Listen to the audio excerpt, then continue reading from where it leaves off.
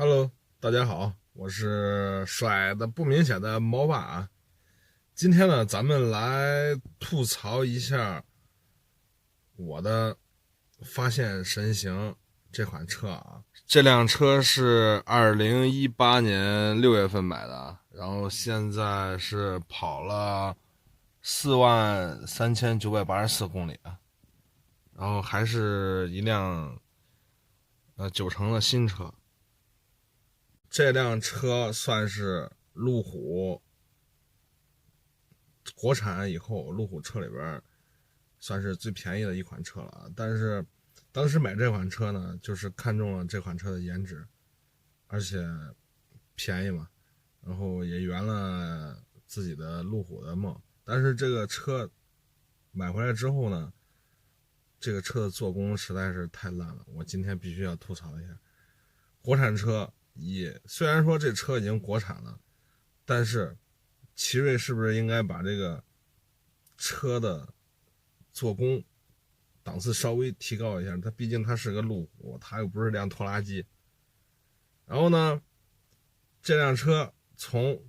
买回来的第二天，主驾的玻璃这个位置，主驾的玻璃升降件先升降，然后这车刚买回来的第二天，然后我在升玻璃的时候，我把这个中控件直接给拽下来了，然后后来我是自己用的双面胶，然后把它缠了一圈之后又把它摁回去，然后它现在它不活动了，但是大家可以看到啊，听见声，这还是很松的啊，如果使劲大的话就把它拽下来了。然后就要说到这辆车非常非常讨厌的一个小问题啊，就是说这个车的中控里边啊，就这中控整个里边不知道是哪个位置，它在行驶的途中会发出来一种让人特别讨厌的异响啊，然后就是也不知道哪儿的件松啊还是怎么着，它这就是在行驶的过程，如果在很平稳的路面上啊，它都会发出一种很让人讨厌那种，这一点是我接受不了的，特别的烦。大家可以想象一下啊，这是一台路虎啊，落地也是三十大几的车啊。我一个人开车的时候还好，这些异响啊，我就忍忍就过去了。但是如果说有朋友或者说同事坐这辆车的话，这个车中控一直在有那些异响，然后你觉得你自己心里边舒服啊？这毕竟是一台路虎啊，它这车里边咯吱咯吱的异响，听着哇，一路上特别的烦人，可以想象那种感受啊。但这也找不出来是哪儿的毛病，去4S店也查过了，看看也没问题，但是具体就不知道哪儿响了。还有就是这台车的中控的这个多媒体显示屏，这个多媒体显示屏啊，它会时不时的抖动一下，就跟抽风似的。然后去4S店说是不影响正常的使用，然后后边它有一根线，那个线呢，就是原厂的那根线的质量不好，需要更换一根线。然后这个中控屏啊，一般我也不用，都是在关闭的状态下，然后也没怎么管它。但是如果你经常用这个屏幕的话，反正它就会时不时偶尔跳动一下，然后特别难受。有好多车主反映啊，说这买这个国产的发现神行啊，买这车就跟抽奖似的。如果运气好的话，你提了一台完美的车，什么毛病都毛病特别少。如果说你运气不好的话，你就抽中了一台做工差点的车，你回来就是无尽的糟心。然后就是这台车的旋钮换挡系统啊，这台车的旋钮呢，它有一个我也不知道算不算通病，反正我这车上出现过几次这样的情况，就是说当这按钮升起来的时候，换挡转得快的话啊，它有时候这个倒档挂不上。就是有一次我在半坡上，然后开启车，然后从 P 档转到 R 档，然后拧得过快了，然后松油门，这车档没挂上，然后变速箱就发出一阵吱的响声，然后就赶紧把这个按钮转到 P 档，然后过了一会儿，然后慢慢的转到 R 档的时候，它才有倒档。这个车会出现这种转得快的情况下挂不上档的情况啊。啊，我觉得这件事特别严重。但去4S店也说了，4S店那个工作人员也没有给出一个具体的解释，只是说换挡的时候稍微的慢一点，然后让这个变速箱有一个反应的时间啊。它具体也没有什么方案，这个很烦人。然后就是这台车的后备箱的电尾门。电尾门呢，我这车出现过一次情况，就是我把车停好了，然后出去办事去了。等我回来的时候，这台车的电尾门是在开启的状态下。然后我不知道我是不是摁到那个钥匙上面那个电尾门的开启键了，反正就是说出现过一次这种情况。还有就是这台车出现过一次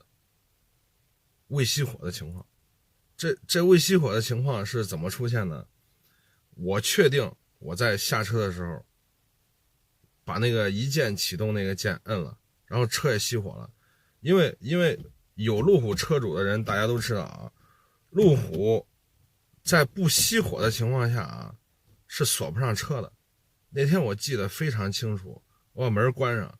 然后车也锁了，倒车镜也收了，然后我确定我是把车熄火了。然后但是我办完事回来的时候，这中途有20-30分钟，大概30分钟左右啊，我回来的时候车是在，不知道为什么这车会突然的自己启动啊。这种情况呢只出现过一次，就是刚提完车回来的第2个月中途有一次，然后去了4S店也没查出来什么毛病。这个毛病只出现过一次，然后以后再也没有这件事儿。他这台车拿去越野是没有问题的，而且它的全地形反馈系统，这个系统是很棒的一个系统。但是呢，我的这台车上它没有那个电子悬挂。它有一个毛病，就是说在这个车在高速入弯，如果说去跑山，然后有很多连续的弯啊，或者说急弯啊，在高速过弯的时候，这辆车的悬挂支撑不了这台车的重量。为什么这么说呢？因为我在有一次，就是我开这个车拐弯的时候，现在就不敢高速的转弯，都是要提前降速。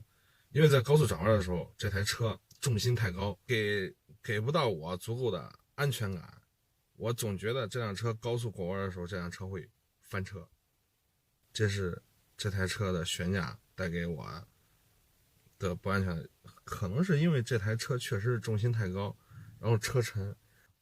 然后就是这台车在高速的经过坑洼路面的时候，经过的一瞬间，这辆车是处于这辆车是处在一种失控的状态。为什么这么说呢？因为我上下班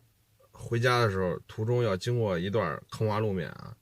那边就是坑洼小坑小洼的那地面。如果说车速过快的话，就跟这辆车在雪地上跑似的，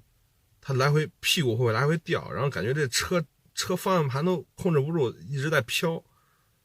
就感觉这车在经过坑洼路面的一瞬间是失控的。然后这台车呢，在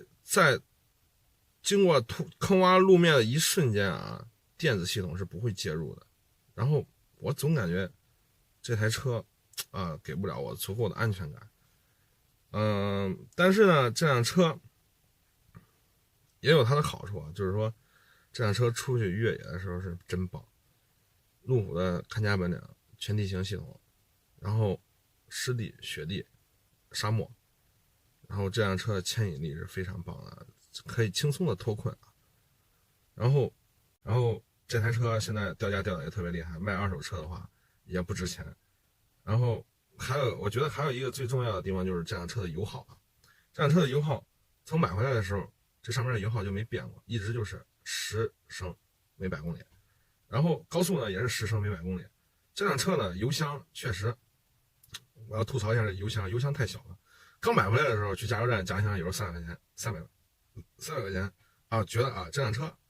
是不是就给人造成一种假象，这辆车挺省油的。但是时间长了之后，你老往加油站跑，然后你就不这么想了啊，想着你还不如直接让这车造一大油箱，加500、600、700的，也能多跑几天，不至于天天往加油站跑。其实这辆车并不省油，它这油箱小，只是给你造成一种假象，让你觉得啊，这辆车啊，一次加油加300块钱，300块钱出点头，觉得这辆车还挺省油的。其实它只是油箱小，油耗并不低。然后这辆车，我宁愿让它油箱大一点，我一次加个500-600块钱的油，我也不愿意天天往加油站来回来去的跑，感觉这样很浪费时间。然后呢，所以说有很多的车主说这台车不是在去加油站的路上，就是在加油站加油啊，这简直也是无法忍受的一点。好了，然后小伙伴们家的爱车都有没有什么各种各样的毛病啊？然后欢迎在评论区留言交流。